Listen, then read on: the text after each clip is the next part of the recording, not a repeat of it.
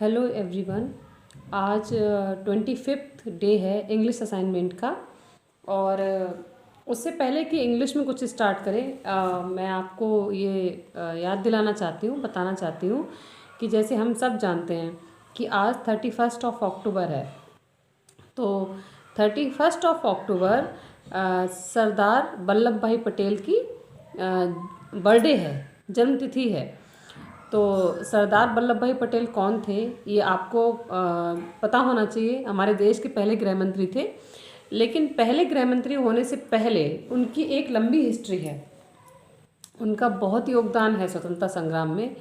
और जो सबसे रिमार्केबल है, जो सबसे ज़्यादा सराहनीय है, अतुलनीय है, जो चीज़ जिसकी किसी से तुलना ही नहीं की जा सकती, उसमें से एक काम उनका ये है। वैसे तो उनकी पूरी पर्सनैलिटी ही अपने आप में आउटस्टैंडिंग थी, आउटस्टैंडिंग, सबसे अलग, बहुत ज़्यादा बुद्धिमान, कठिन से कठिन परिस्थिति में क्या डिसीजन लें ये उनको बहुत अच्छे से आता था।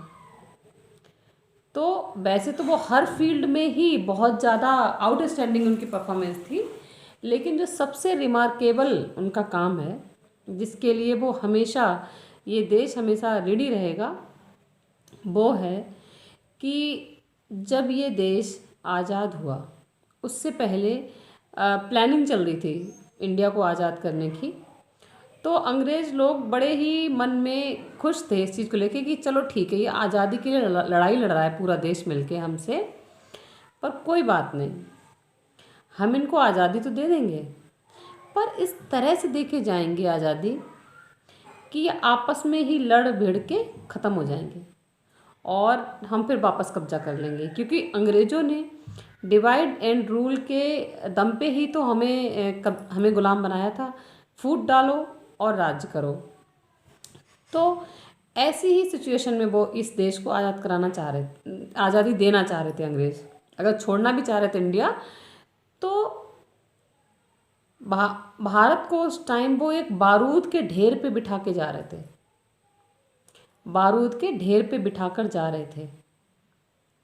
कैसे कि यहाँ पर 565 रियासतें थीं, छोटी छोटी छोटी छोटी बड़ी सब तरह की 565 565 रियासतें थीं।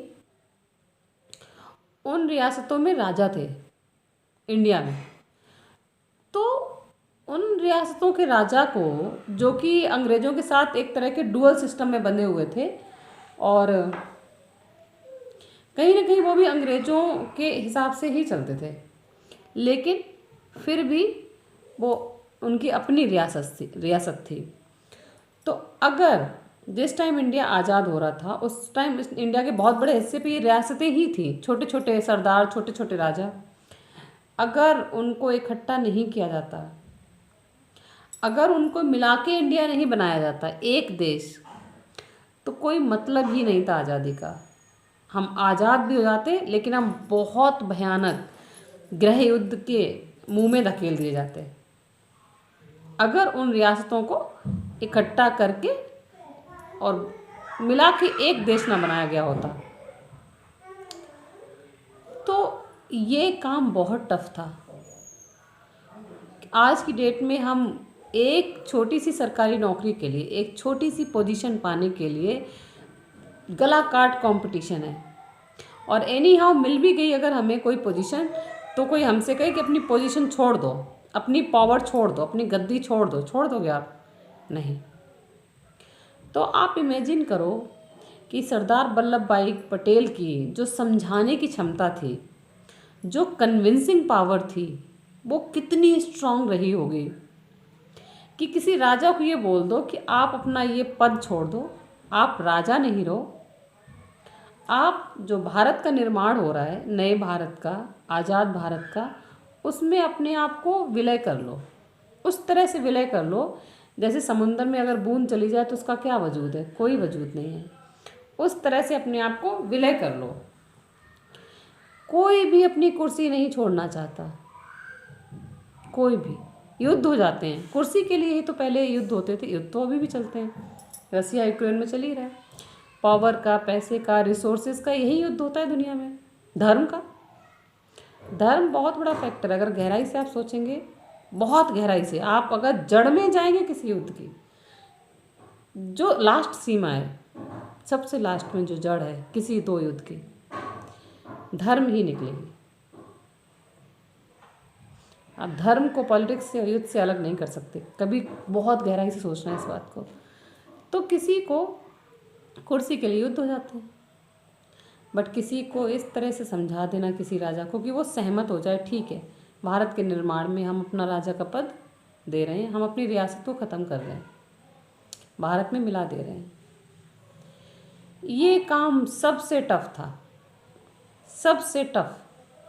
भारत की आज़ादी के उस स्वतंत्रता संग्राम के उस काल में, जब हम आज़ाद होने की कगार पे थे, उस टाइम ये बहुत टफ टास्क था। और इस टफ टास्क को करने के लिए महात्मा गांधी जी अच्छे से जानते थे कि सरदार वल्लभ भाई पटेल के अलावा कोई और इस काम को नहीं कर सकता, इसलिए उन्होंने ये काम वल्लभ भाई पटेल जी को दिया और उन्होंने बखूबी कर दिखाया। तो 565 में से 3 थी, जो 3 रियासतें प्रॉब्लम कर रही थी। एक जूनागढ़ की, गुजरात के पास है जूनागढ़, पाकिस्तान से टच, मतलब सीमा उसकी पाकिस्तान की तरफ लगती है, अरेबियन सी की तरफ, पाकिस्तान पास पड़ता है उसको। तो जूनागढ़ का तो समझ में आता है कि इसलिए जाना चाहता है जूनागढ़ कि वो पाकिस्तान पास पड़ता है। कश्मीर था, कश्मीर में राजा हरि सिंह थे, वहाँ पे भी डिस्प्यूट चल रहा था कि अलग रहें, ना पाकिस्तान में जाएं। कश्मीर की जो रियासत थी वो ना पाकिस्तान जाना चाह रही, ना हिंदुस्तान, इंडिपेंडेंट रहना चाह रही थी। लेकिन जो उसकी भौगोलिक पोजीशन थी, वहाँ पे इंडिपेंडेंट रहना उनके लिए पॉसिबल नहीं था। और वो थोड़े दिनों में जब उन पे आक्रमण हुआ तो ये चीज़ क्लियर भी हो गई, तब वो भागे भागे इंडिया के पास आए कि हमें हेल्प करो, हेल्प करो। तो उसकी कश्मीर की एक अलग स्टोरी है, जो कश्मीर की प्रॉब्लम आज भी चल रही है, आज भी चल रही है। अभी 370 हटाया, धारा 370, लेकिन फिर भी अभी उसमें बहुत सारे पेंच हैं। तो एक और था हैदराबाद, हैदराबाद साउथ में, हैदराबाद भी इंडिपेंडेंट रहना चाह रहा था, वो पाकिस्तान को फेवर करता था। उसको कैसे मिलाया, उसके लिए एक मूवी है, मैं सरदार करके एक मूवी है, अभी बनी थी 2-4 साल पहले, डिटेल में समझना पड़ेगा। बहुत ही ज़्यादा जिद्दी था हैदराबाद का निज़ाम, उसको भी मिला लिया। जूनागढ़ को भी एक रणनीतिक तरीके से मिला लिया इन्होंने। बस कश्मीर वो भी मिला लेते अगर नेहरू जी कश्मीर के मैटर को यूनाइटेड नेशंस में नहीं ले जाते और वल्लभ भाई पटेल जी के साथ पूरा कोऑर्डिनेशन करते, बिल्कुल एंड टाइम पे 8:30 और 8:15 मिनट्स, इसके बीच में भी किस तरह का गेम हो गया, उसकी वजह से आज हम ये कश्मीर प्रॉब्लम भुगत रहे हैं इतने सालों से। अगर उस टाइम सही से कोऑर्डिनेट कर लेते, कश्मीर डिस्प्यूट ही नहीं, कोई विवाद ही नहीं रहता, पूरी तरह से हमारा होता। हम आज भी मानते हैं पूरा हमारा है, लेकिन विवाद चल रहा है, विवाद चलता रहता है, उस पर बहुत इश्यूज़ होते रहते हैं और यूनाइटेड नेशंस में भी इश्यूज़ होते रहते हैं। तो एक ऐसा व्यक्तित्व जिसने असंभव को संभव कर दिखाया, आज उनकी जयंती है। और उनको सरदार की उपाधि किसने दी, इसके लिए आज स्कूल में बताया गया था। मैं चाहती हूँ जो भी ये वीडियो देखे वो सरदार जी के बारे में पढ़ें। सरदार जी एक बार बैरिस्टर भी थे, वकील भी थे, और वो अपनी वकालत को लेके कितने, अपने प्रोफेशन को लेके कितने प्रोफेशनल थे कि कोई बहस हो रही है कोर्ट में, न्यायालय में, और बहस के दौरान उनके पास कोई पर्ची लेके आता है, उन्हें पर्ची पढ़ी और पर्ची को जेब में रख लिया, और फिर उसके बाद बहस पूरी की, मुकदमा पूरा लड़ा। फिर बाद में किसी ने पूछा कि क्या था उसमें, पर्ची में क्या था, मुकदमे के दौरान जो पर्ची आई थी उसमें क्या था, तो कहा कि उसमें मेरी पत्नी की मृत्यु का समाचार था। ऐसा मैंने पढ़ा है, पत्नी की मृत्यु का, उनकी पत्नी की डेथ हो गई, और इस चीज़ को किसी ने पर्ची में लिख के उनको दिया जब वो कोर्ट में बहस कर रहे थे, वकालत कर रहे थे। पत्नी की मौत का समाचार पढ़ के जेब में रख दिया, और वकालत पूरी की, क्यों किसी का केस लड़ रहे थे वो, और फिर बाद में घर गए। तो अपनी व्यक्तिगत दुख को बहुत पीछे रखा, व्यक्तिगत दुख सुख दोनों को, अपने कर्तव्य को हमेशा आगे रखा। इसी के लिए वो लौह पुरुष कहलाते हैं। बारडोली सत्याग्रह को उन्होंने जिस कुशलता से हैंडल किया, इसलिए वो सरदार कहलाते हैं। तो उनको उनका ड्यू क्रेडिट नहीं मिला था अभी तक, हमें देना चाहिए उनका ड्यू क्रेडिट। और ये अच्छी बात है कि आज हमारा देश उनकी जन्म जयंती को राष्ट्रीय एकता दिवस के रूप में मना रहा है, और उनकी स्टैचू भी बनाई है गुजरात में, तो उसका नाम भी है स्टैचू ऑफ यूनिटी। तो उनको उनके किए गए कामों के लिए, जो उनके एहसान हैं हमारे ऊपर, हमारे देश के ऊपर, उसके लिए इतना कर देना, एक स्टैचू बना देना, उनकी जयंती को राष्ट्रीय एकता दिवस के रूप में मनाना, ये भी कम है। ये देश हमेशा हमेशा उनका ऋणी रहेगा। मैं उनको शत शत नमन करती हूँ आज उनकी जयंती पे। और मैं ऐसी उम्मीद करती हूँ कि ये देश, हमारे आगे आने वाली पीढ़ियाँ, जो असली हीरो हैं हमारी आज़ादी के, जो कहीं दबे रह गए, जिनको सही से, जिनका नाम नहीं लिया गया, बस 2-4 लोगों के नाम की आज़ादी इनने दिलाई इनने दिलाई, नहीं, बहुत लोगों का योगदान है कि आज हम आज़ाद हैं। बहुत लोगों का योगदान है कि हम यहाँ से राजस्थान जाते हैं तो हमें वीज़ा नहीं लेना पड़ता, हम एक ही देश हैं। तो हमें उनका योगदान भुलाना नहीं चाहिए। तो सरदार वल्लभ भाई पटेल जी की जयंती पर पूरे देश को राष्ट्रीय एकता दिवस की शुभकामनाएं, और मैं उनको एक बार फिर से शत शत नमन करती हूँ। ये वीडियो 12 मिनट की हो गई है, तो शायद मैंने शुरू में कहा था कि नाउन, इंग्लिश के उसमें नाउन पढ़ाना चाह रही हूँ मैं। नाउन ज़रूरी है, नाउन पढ़ाना पड़ेगा। तो मैं एक छोटा सा ब्रीफ इंट्रोडक्शन आज दे देती हूँ आपको, और फिर कल नाउन डिटेल में पढ़ेंगे। नाउन भी बहुत डिटेल, जैसे टू स्टार्ट किया, टू बहुत डिटेल्ड है, और टू मैंने आपको पढ़ा तो दिया, बट उसकी एक्सरसाइजेज अभी रह गई हैं, तो टू की एक्सरसाइजेज कराऊंगी। नाउन भी उसमें शामिल कर लूँ, वर्ब भी शामिल कर लूँ, फिर ये टू प्रीपोजिशंस वगैरह, एडजेक्ट, ये सब अच्छे से हो पाते हैं, प्रीपोजिशन कंजक्शंस। तो नाउन पे, नाउन क्या है? आप यहाँ इस दुनिया में जो भी एग्जिस्ट करता है, जो कुछ है, कुछ भी जो आप देख सकते हो, जो नहीं भी देख सकते हो, लेकिन है, वो किसी न किसी रूप में है। जब हम उसको कुछ नाम दे देते हैं, उसको कुछ संज्ञा दे देते हैं, उसको बुलाते हैं, अभी मैं कहूँ ये कुछ है, ये ठीक, तो अगर ये दुनिया में है तो इसको नाम तो देना पड़ेगा, वरना मैं कैसे कहूँगी अपने बेटे से, मैं कहूँ ये ले आओ, तो अगर ये सामने रखा तो ये ले आओ, बट अगर कहीं और रखा किसी रूम में, मैं कहूँ वो ले आओ, तो उसको वो पूछेगी वो क्या, तो मैं कहूँगी तकिया, तकिया, ठीक।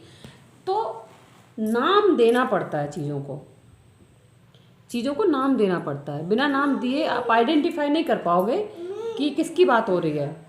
तो जब किसी, जो कुछ भी मौजूद है इस दुनिया में, इस यूनिवर्स में, जब उसको नाम देना पड़ता है तो उस नाम को संज्ञा कहते हैं।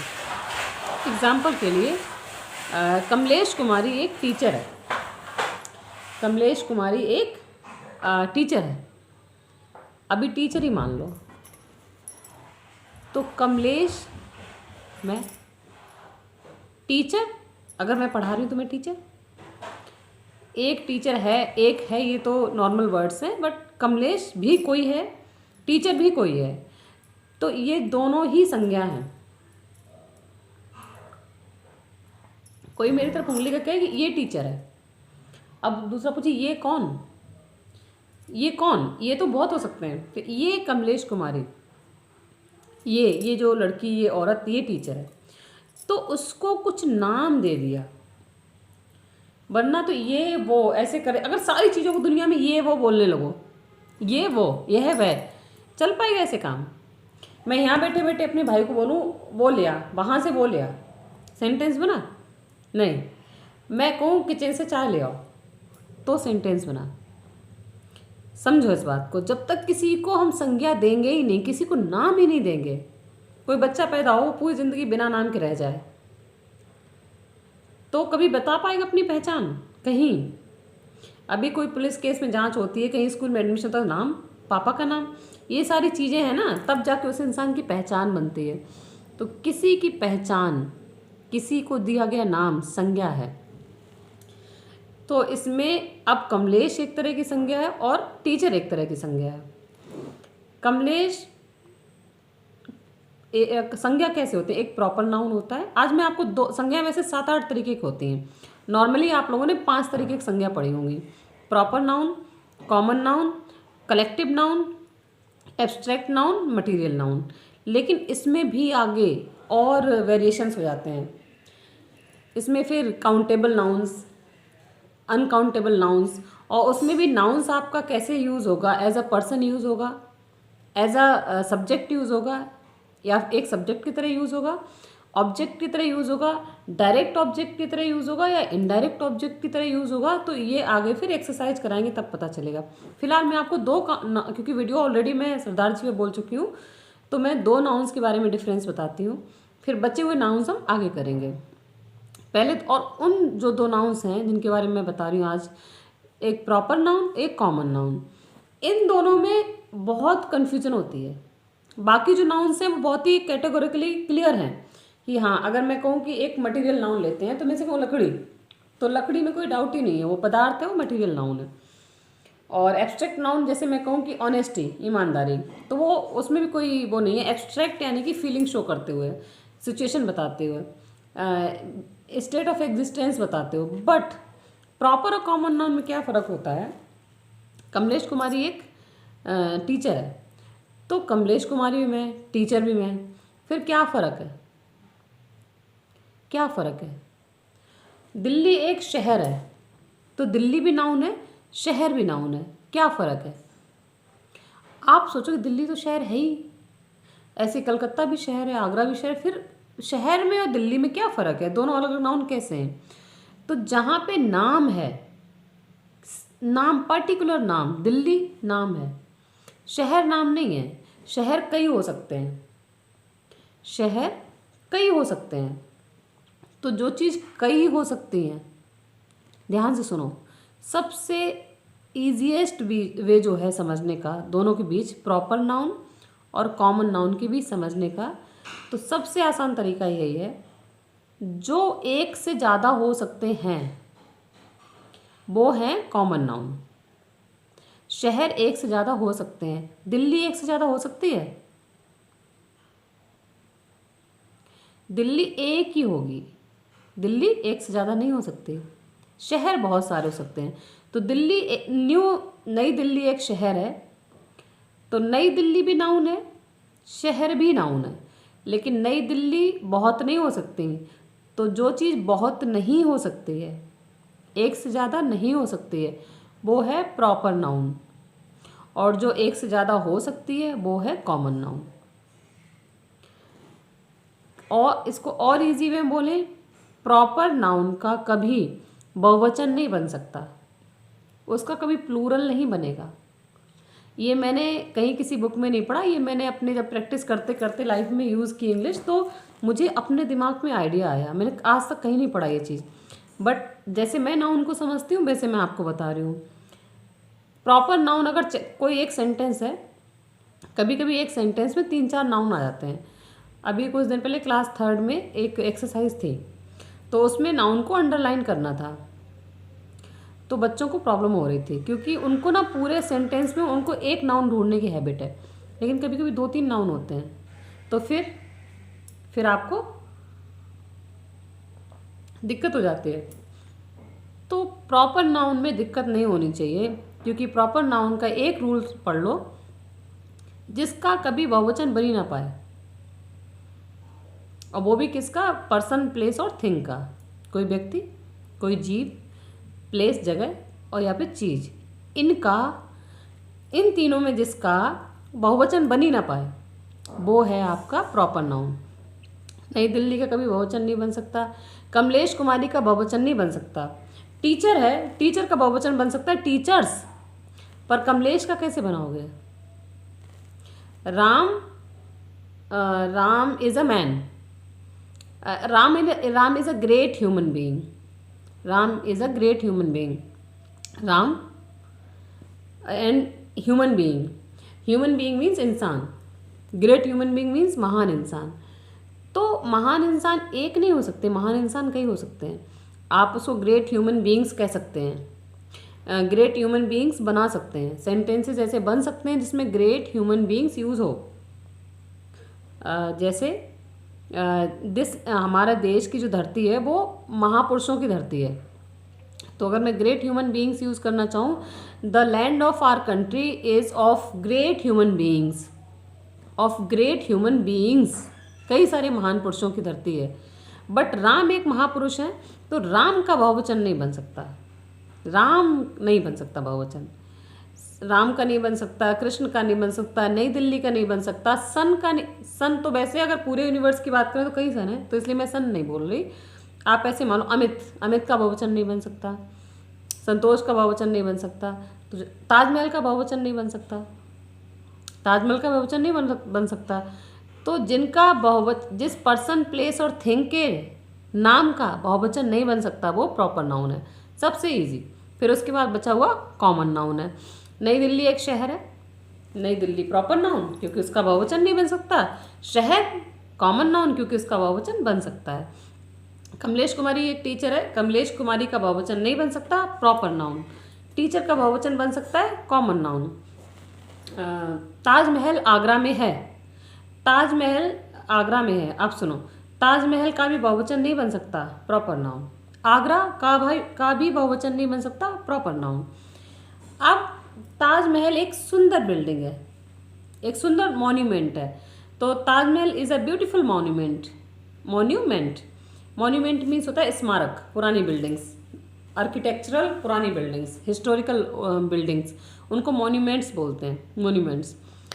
तो Taj Mahal is a beautiful monument, Taj Mahal भी है इसमें और मॉन्यूमेंट भी है, दोनों ही नाउन है। बट ताजमहल का बहुवचन नहीं बन सकता, मॉन्यूमेंट का बन सकता है, तो Taj Mahal proper, monument common noun. Aishwarya Rai is a beautiful lady, Aishwarya Rai lady, beautiful lady, beautiful वैसे एडजेक्टिव है, आप लेडी पर रहिए। ऐश्वर्या राय एंड लेडी, ऐश्वर्या राय का बहुवचन नहीं बन सकता प्रॉपर, लेडी का बहुवचन बन सकता है कॉमन। सो बहुत है, ऐसे आप बहुत सारे एग्जांपल्स ढूंढो, अपनी बुक लो और उसमें जो भी सेंटेंस हैं, हाँ आपको हर सेंटेंस में एक दो नाउन मिलेंगे जरूर। बिना नाउन के ऑलमोस्ट सारे सेंटेंसेस नाउन के साथ ही बनते हैं। तो आप रीडर ले लो और उसमें अंडरलाइन करो जो भी आपको दिखता हो कि ये दुनिया में ये चीज़ होती है। ऐश्वर्या राय भी होती है, लेडी भी होती है, कमलेश भी होती है, टीचर भी होती है, दिल्ली भी है, शहर भी होते हैं। तो जो जो चीज़ें इस दुनिया में मौजूद हैं उनको अंडरलाइन कर लो। अंडरलाइन करने के बाद सोचो कि अगर वो प्रॉपर नाउन है, बहुवचन नहीं बन पा रहा है, हाँ प्रॉपर नाउन है, बहुवचन बन पा रहा है, कॉमन नाउन है, उसके अलावा भी कोई नाउन मिल गई तो वो मैं आपको अगली क्लास में बताऊंगी। आप पहले ये दोनों नाउन्स ढूंढो, कोई एक चैप्टर ले लो अपनी बुक में से और ये दोनों नाउन्स उसमें ढूंढो। ओके, तो ठीक है, आज के लिए इतना ही बहुत है, राइट। और एक सामान्य ज्ञान प्रतियोगिता से रिलेटेड भी अनाउंसमेंट करनी है, पर मैं कल ही करूँगी, वीडियो काफ़ी लंबा हो गया। और आप नाउन इतना आज पढ़ो, कल फिर और आगे वाला नाउन्स पढ़ाएंगे, ठीक। Thank you.